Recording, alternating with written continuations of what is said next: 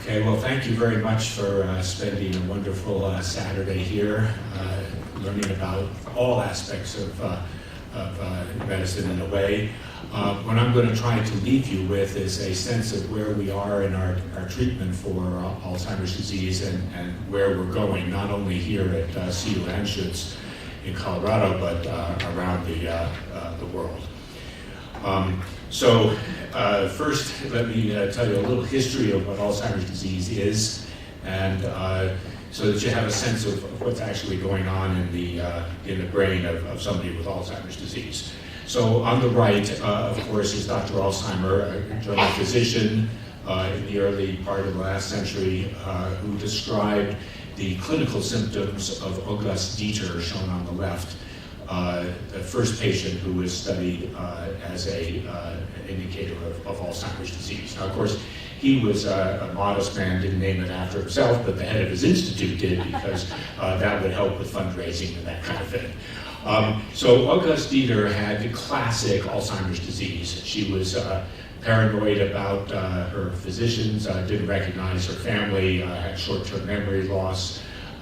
If you read the original paper, which is only a couple pages long, it's very clear this person has what we would call Alzheimer's disease today. And of course, what Alzheimer did, because of the new Golgi stain that became available right at that time, was to be able to open up the brain, look at the thin sections, and stain for what then he recognized as what we call amyloid plaques or neuritic plaques and neurofibrillary tangles. So that was a combination of the clinical and the pathological analysis of this woman.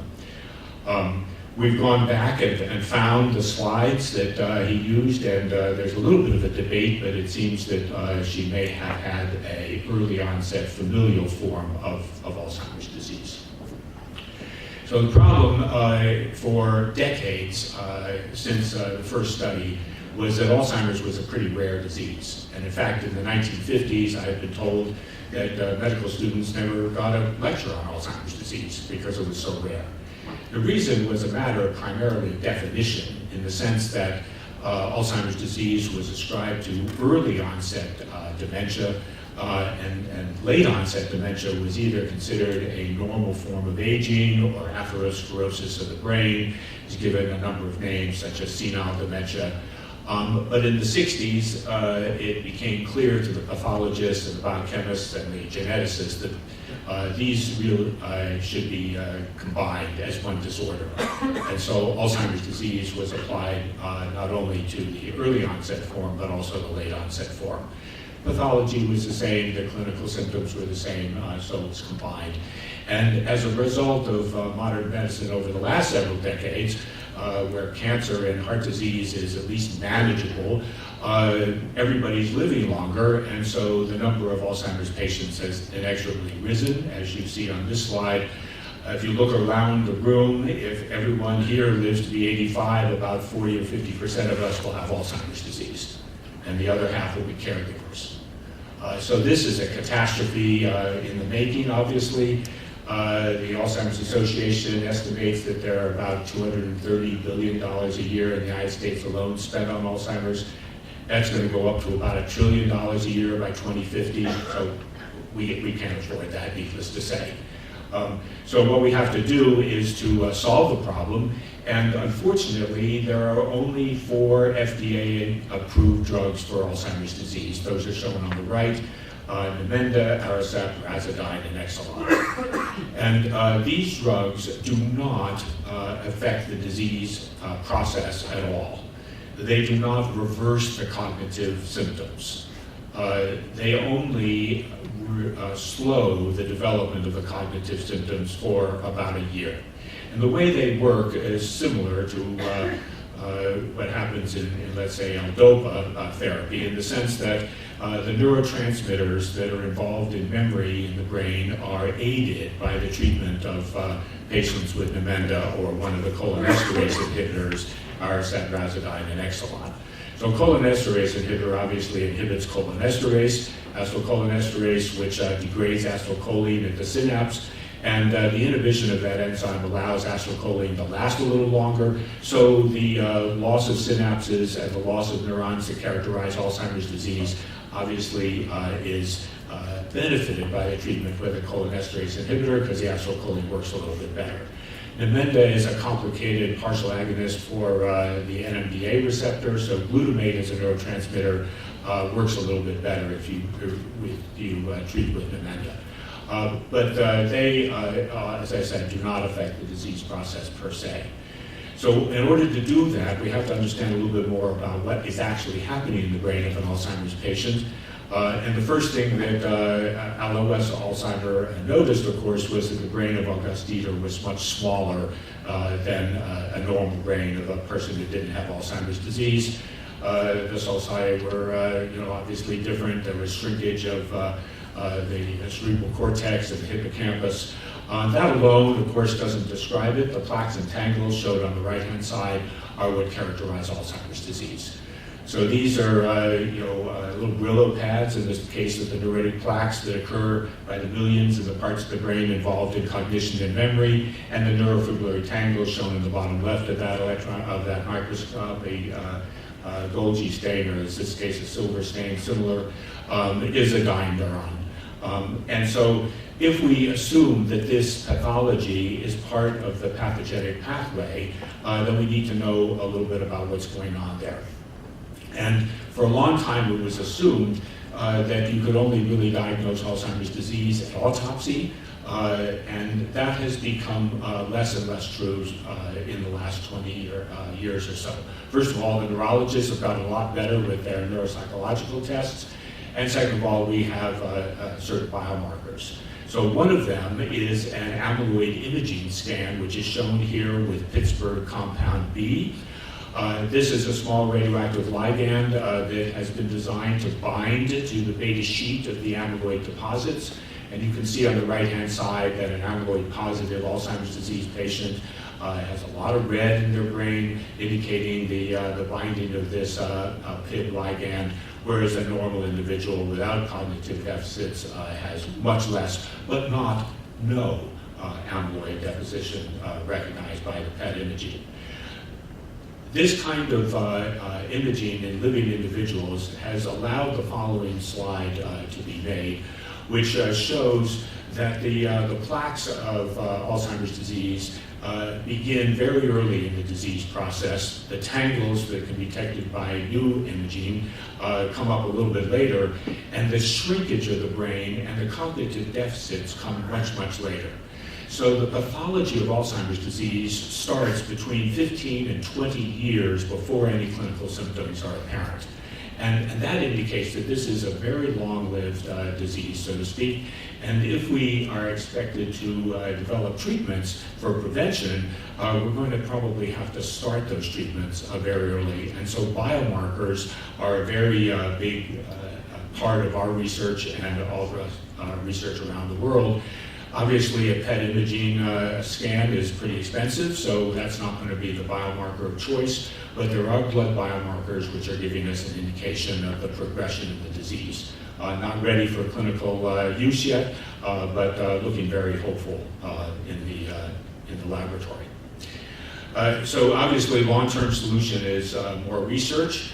On the left, you see a patient who has Down syndrome, and I'm going to emphasize that a little bit today because every single patient with Down syndrome develops the pathology of Alzheimer's disease by the time they're 30 or 40 years old, and the majority, some 70–80%, develop classic Alzheimer's dementia by the time they're 50 or 60. So they have obviously cognitive challenges their whole life, but then Alzheimer's disease adds on at the end, and we'll learn a little bit about why. Let me summarize what we know about the epidemiology, so to speak, of Alzheimer's disease. There are basically three different forms. Sporadic, which is a very sophisticated scientific term that says we don't actually know what's going on. The sporadic, of course, encompasses the majority of Alzheimer's disease. It is the late onset form that hits most of our family members and friends. And The purely genetic form is very, very rare, but as you'll see, it's given us tremendous insights into all Alzheimer's disease, because all Alzheimer's disease has essentially the same clinical symptoms and the same pathology. So if we study the genetic form, we'll have an insight into all of it. Now, I don't want to imply that the sporadic form has no genetic component. It does. There are genetic risk factors for Alzheimer's disease that affect almost everyone. So the estimate based on twin studies is that Alzheimer's disease is 60 to 70% heritable and 30 to 40% due to environmental influences. And we'll talk a little bit about that. And then right down at the bottom of the list is Down syndrome, which, as I indicated, is a group of individuals who are essentially guaranteed to get Alzheimer's pathology and almost guaranteed to get the clinical symptoms. Okay, so how are we going to understand this disease from a biochemical and genetic point of view? Well, the first thing to do is to look at the pathology and see if we can learn what the pathogenic pathway is that led to that pathology, and ask the question about whether that pathology is just a coincidental feature of the disease, perhaps the detritus of dying neurons, or whether it's actually part of the pathogenic pathway. And that breakthrough came in 1984 when George Glenner and Kenny Wong were finally able to biochemically sequence the major component of the amyloid deposits in Alzheimer's disease and in Down syndrome. And that is shown at the bottom, and you'll be happy to know there won't be a test at the end to give an indication whether you can memorize that peptide sequence. I haven't memorized it.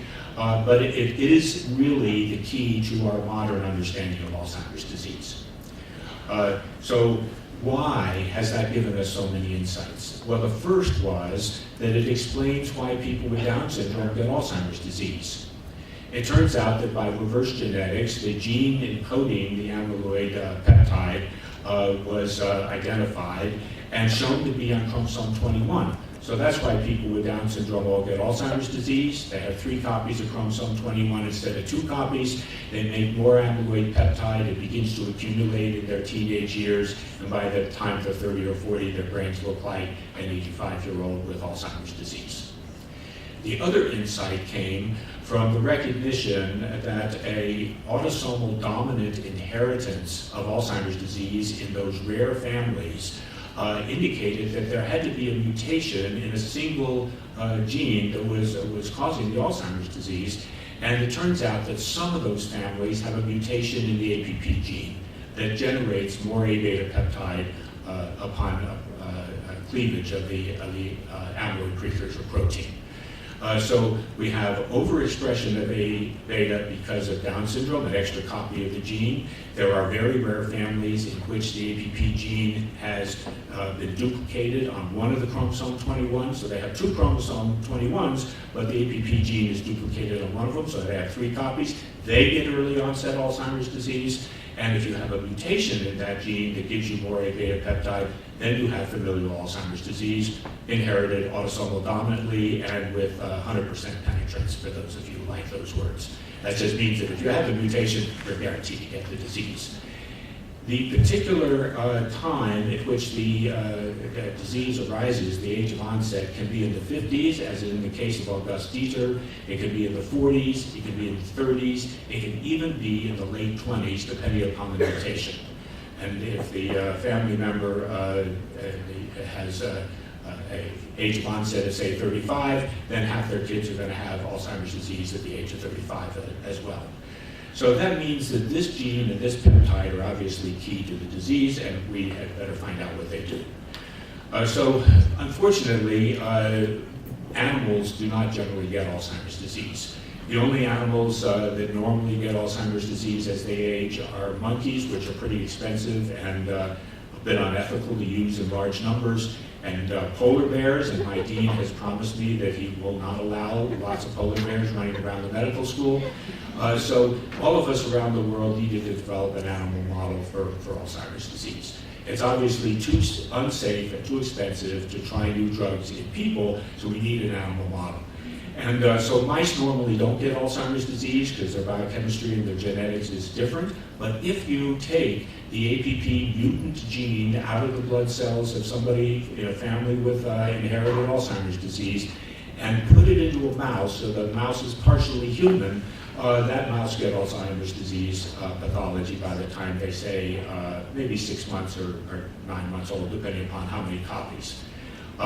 If you put that mouse into a test of cognition, the mouse also has clinical Alzheimer's disease, as indicated here.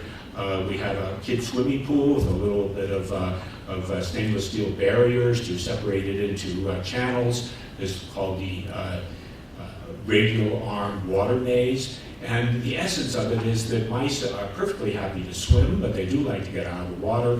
And if we put a little glass platform shown in the bottom arm just underneath the surface of the water, so the mouse, if they bump into that platform, can get out of the water, then if they've ever been put on that platform or find it by accident, they always remember where the platform is. They look around the room, they get a three-dimensional sense of their surroundings, where the investigator is standing, where the picture of Mickey Mouse is, and they can always swim within about 20 seconds or so to that platform, unless they have those amyloid deposits due to the fact that they're transgenic and carry a mutant human gene, and then they can swim around for quite a long time and never find the platform, never remember where it is. Needless to say, for those of you who love mice, we never let them drown. It costs, on a gram-for-gram basis, more to keep that mouse in our mouse hotel for a year than it does to pay a full professor's salary. So we take very good care of the mice, and they've given us a lot of insights. And one of the insights that we've gotten from those mice is that you can manipulate their genes, and you can see which ones are important for Alzheimer's disease. So I indicated, for instance, that there are genetic risk factors for Alzheimer's disease, in addition to the mutations that give Alzheimer's guaranteed in a few rare families. Apolipoprotein E is a cholesterol carrier. It's a well-known blood protein. It comes in 3 basic forms in humans, ApoE2, 3, and 4. And ApoE4 is a tremendous risk factor for Alzheimer's disease. If you have one allele of ApoE4, you have about a 3-fold increased risk of developing Alzheimer's disease. If you have 2 copies of ApoE4, one from each parent, your increased risk is about 12 to 15-fold. So that's obviously important, and it is important to find out what ApoE does. And so one of the things that you can do easily with mice is manipulate them genetically, and so we and others took mice that have no ApoE gene at all. No ApoE gene has been knocked out.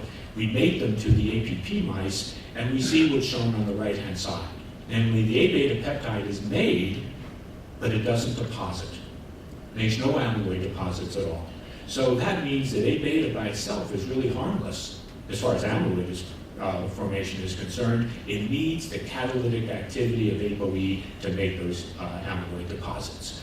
So the mouse on the right-hand side makes the same amount of A-beta peptide as the mouse on the left-hand side, but the mouse on the right-hand side has no ApoE, no amyloid deposits, and if you put them into that radial arm water maze, they are perfectly normal.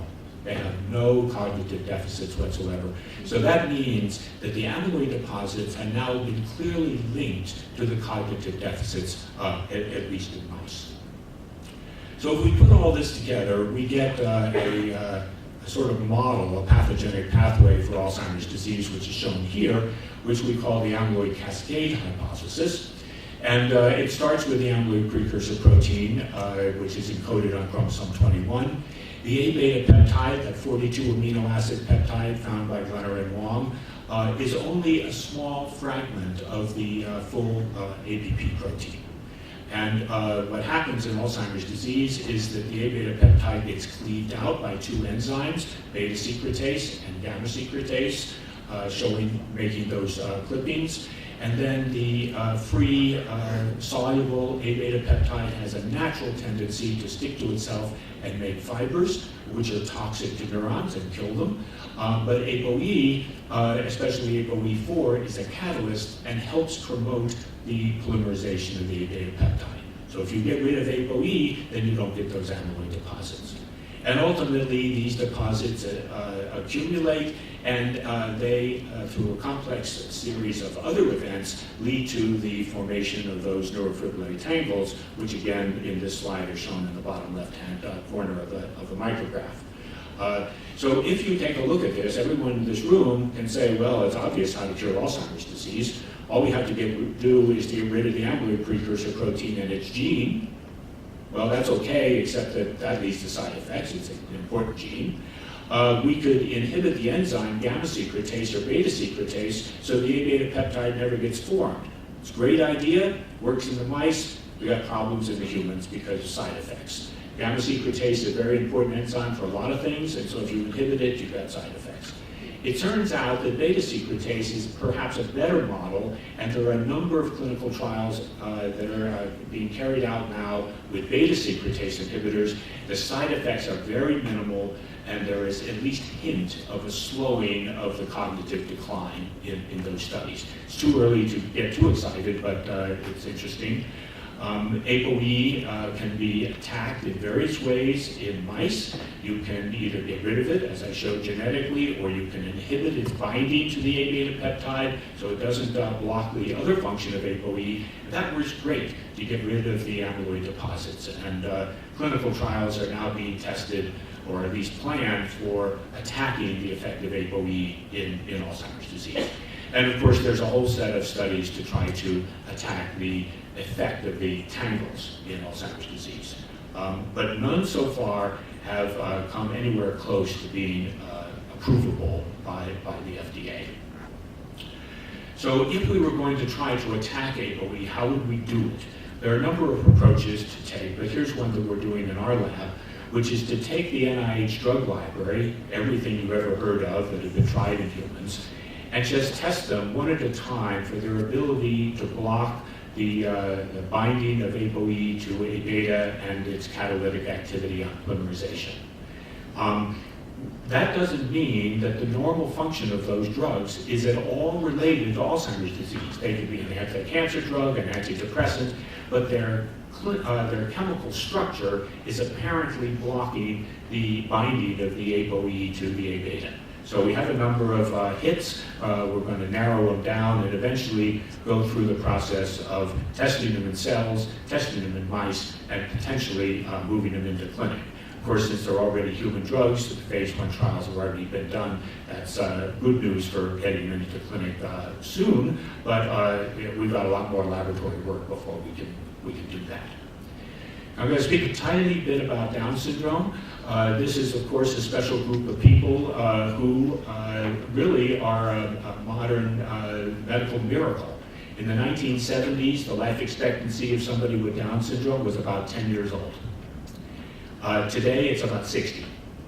And the reason, of course, is because instead of being institutionalized and neglected, they're usually cared for at home. They get the surgery that is necessary for a large number of them to have their hearts repaired. They are treated with antibiotics when they get infections, et cetera, and so now they live a lot longer, and of course now they're getting Alzheimer's disease. So the question is, could it be that there's a bigger connection between Alzheimer's and Down syndrome than just the fact that people with Down syndrome get Alzheimer's disease? So I was once in a meeting very similar to this in the New Hampshire woods. It was a retreat for the MD Ph.D. students at Harvard. And somebody was giving a talk, and I was falling asleep, and it suddenly occurred to me, because the talk was about chromosomes, that maybe what was happening in typical Alzheimer's disease was that they were born with 2 copies of chromosome 21. But over the course of their life, when their cells divided, sometimes they made mistakes, and those mistakes would lead to daughter cells. That's sort of female chauvinism. They're never called son cells. But the daughter cells always should have the same number of chromosomes as the parent cell, but if they made a mistake during mitosis, they could have cells with 3 copies of chromosome 21. And so I sent a theoretical paper off to Cell, a major journal in our field, and I got a 4-line rejection. The last line was, I wouldn't recommend publishing this manuscript anywhere at any time. So scientists and physicians have to have tough skins, and so we sent it to a different journal, and it's turned out to be correct. So if you count chromosomes shown on the bottom left by just doing a metaphase spread or doing in situ hybridization with a fluorescent probe shown on the right, you can see that cell has 2 copies of chromosome 21. What you find is that there may be a link between Down syndrome and Alzheimer's disease that is more than what we thought before. And the conclusion is that they're really 2 sides of the same coin. So what were the data? Shown on the top left is our first study with the fibroblasts from skin biopsies of people with Alzheimer's disease. All forms of Alzheimer's disease, both the familial and the sporadic, have about 5% trisomy 21 Down syndrome cells among their fibroblasts, compared to controls without Alzheimer's disease. If you look at the brain, the number of neurons and also of glia that are trisomy 21 is about 10%. So essentially, people with typical Alzheimer's disease are mosaic Down syndrome. They weren't born that way, they developed that way. And as shown on the bottom right-hand side, the bottom slide, this is from Thomas Arendt in Leipzig. What he did was to count the total aneuploidy, not just trisomy 21, because that's what we looked at, we were interested in Down syndrome, but it turns out that cells with the wrong number of chromosomes of all kinds accumulate in people with Alzheimer's disease. It reaches about 20% of the cells in the brain are aneuploid in Alzheimer's disease in the middle stages.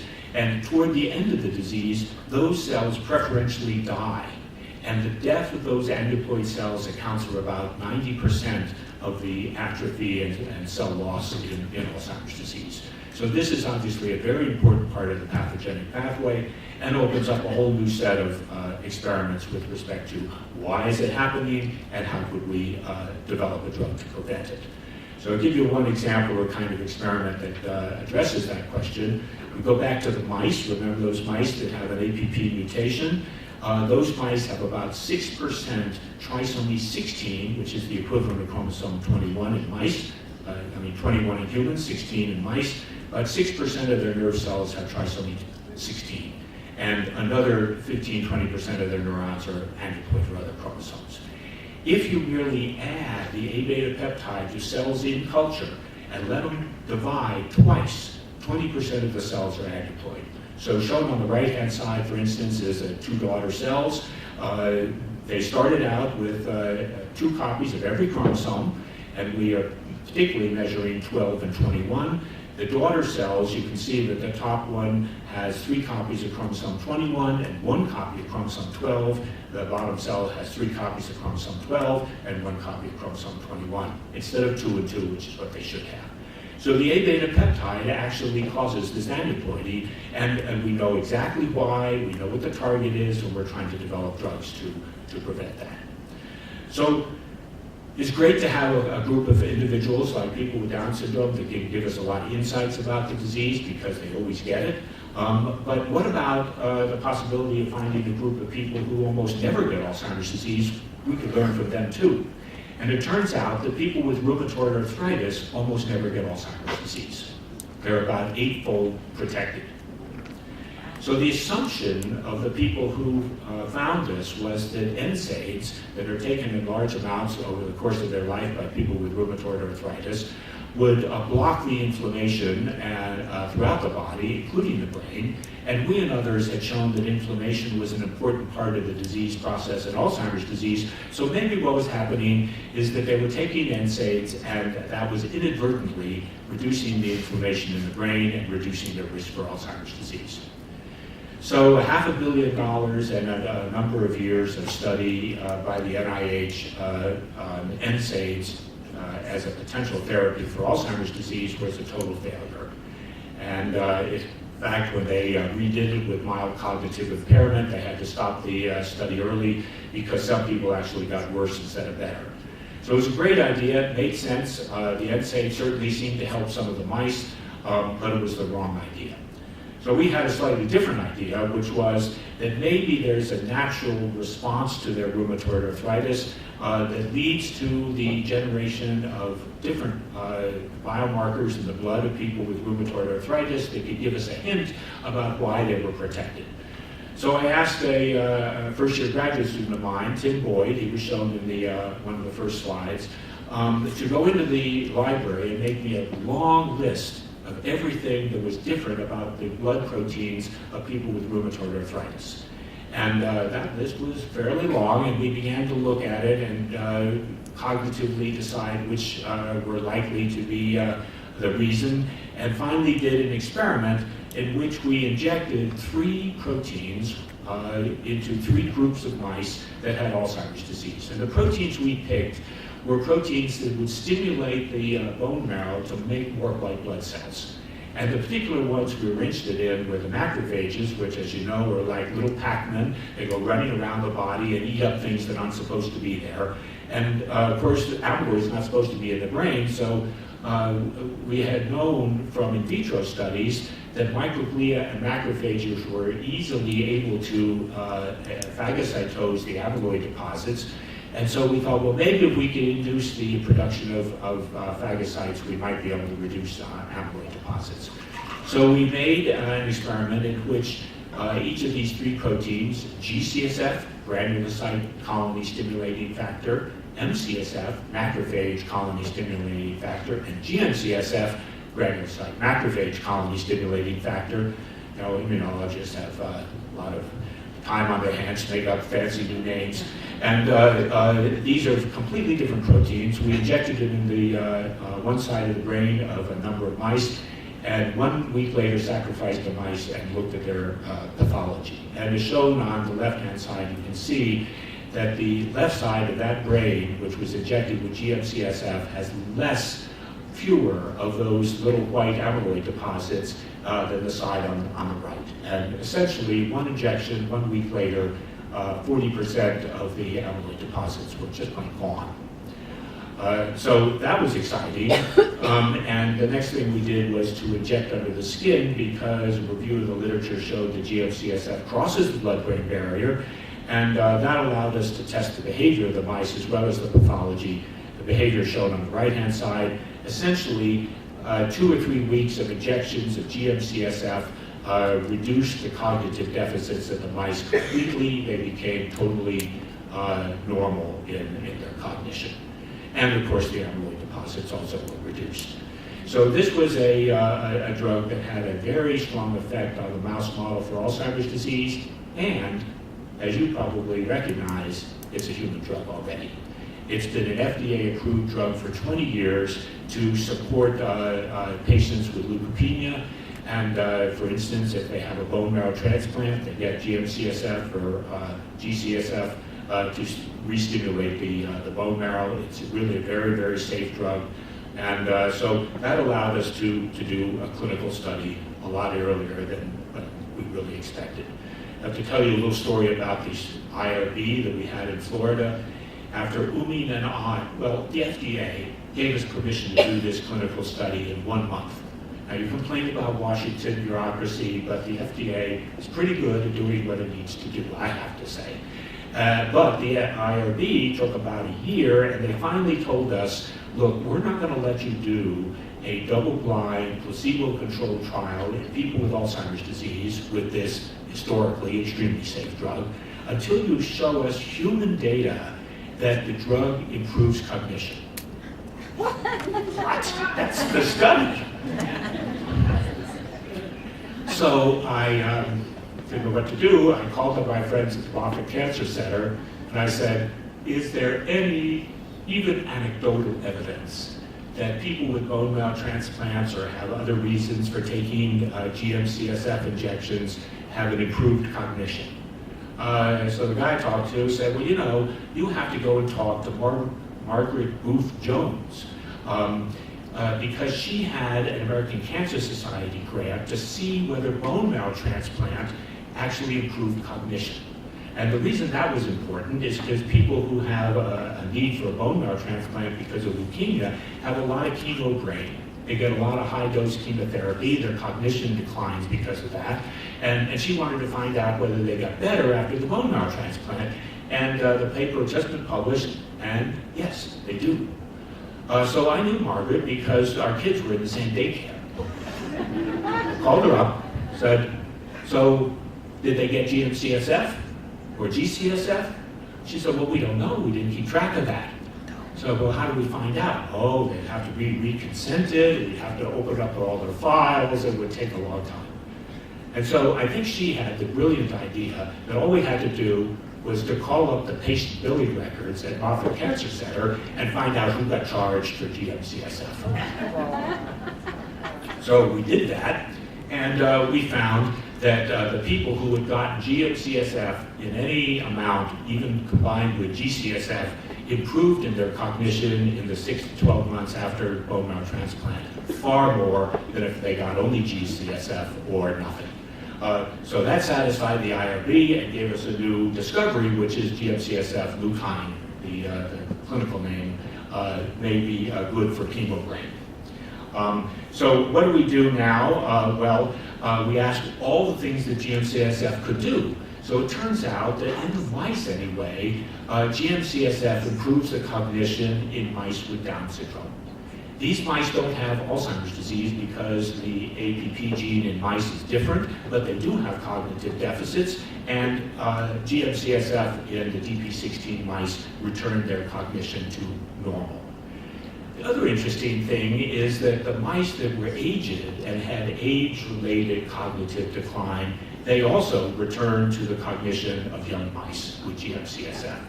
So it seems to be a little bit of a magic molecule, and we have a lot more work to do to study that more. But the main thing is the clinical trial.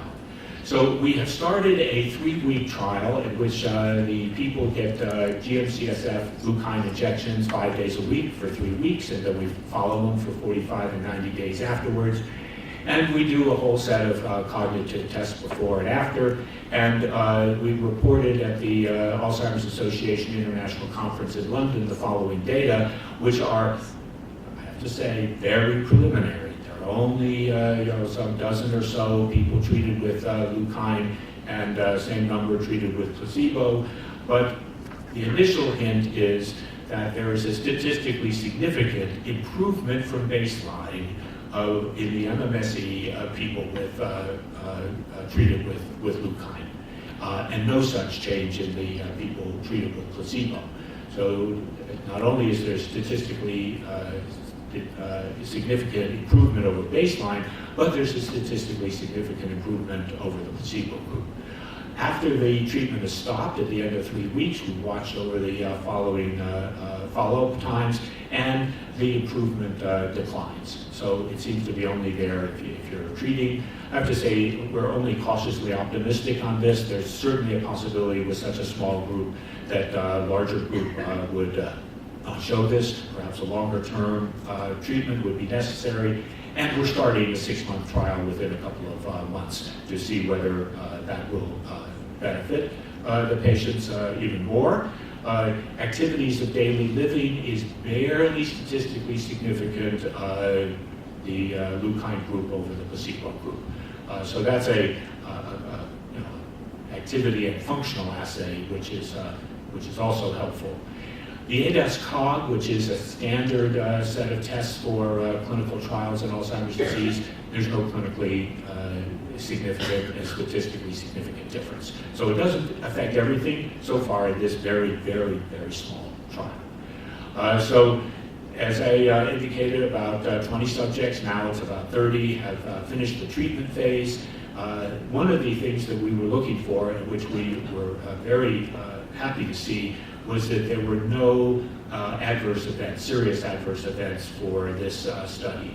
And the reason that's important is that there are a lot of drugs that have been used to treat Alzheimer's disease that are directed and get rid of the amyloid deposits. They're usually antibodies, either an active or a passive immunization, and the problem is that they lead to vasogenic edema and microhemorrhage. And the reason is supposed to be that they remove the amyloid perfectly well, but then there's a hole left in the brain. But there are data to indicate that Leukine, or GM-CSF, promotes neurogenesis, promotes neurite outgrowth, promotes angiogenesis in other animal models. And so what it may be doing is helping the brain fill those holes back up again. In any case, we have not seen any vasogenic edema or microhemorrhage so far. So that's good. And as I indicated, the 6-month trial should start in a couple of months. And we have a very generous $1 million grant from the Alzheimer's Association that will pay for about 25% of that study.